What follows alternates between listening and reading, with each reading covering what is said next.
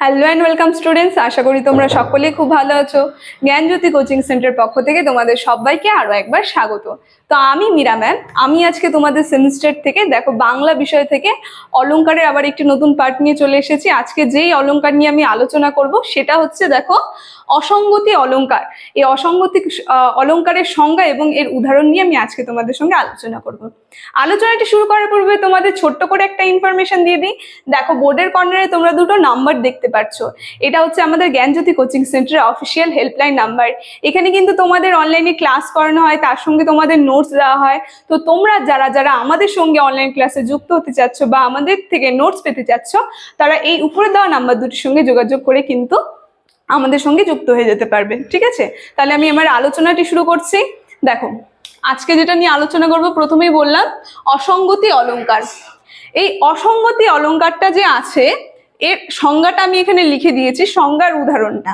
প্রথমে অসঙ্গতি অলংকারটা আসলে কি সেটা যদি আমি তোমাদেরকে এক কথায় বা এক লাইনে বোঝানোর চেষ্টা করি, সেটা হবে যে একটি বাক্যে এক আশ্রয়ে থাকবে কার্য, আবার অন্য আশ্রয়ে থাকবে কারণ। মানে কার্য আর কারণ কি হবে, আলাদা আলাদা আশ্রয়ে চলে যাবে, মানে আলাদা আলাদা বাক্যে চলে যাবে।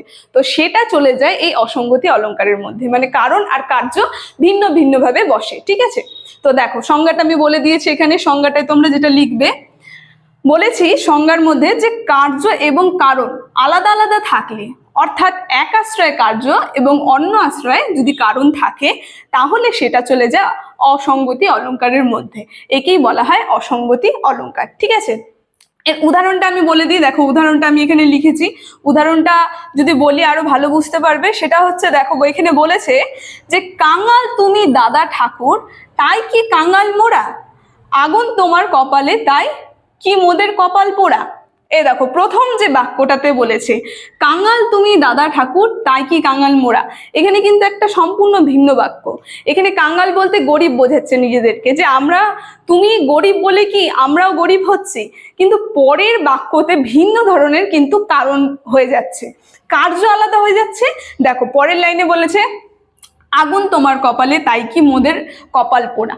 পরে কাঙাল থেকে কোথায় চলে আসলো, কারণের মধ্যে চলে আসলো কপাল পোড়ার মধ্যে, মানে তাদের কপালে আগুন লাগছে, কারণ তারা কাঙাল বলে। এখানে কপালে বলতে ভাগ্যের কথা বলেছে। এই যে কারণ আর কার্য দুটা ভিন্ন ভিন্ন ধরনের ভাবে আশ্রয় করলো। ঠিক আছে, তো এটাই চলে গেল অসঙ্গতি অলংকারের মধ্যে।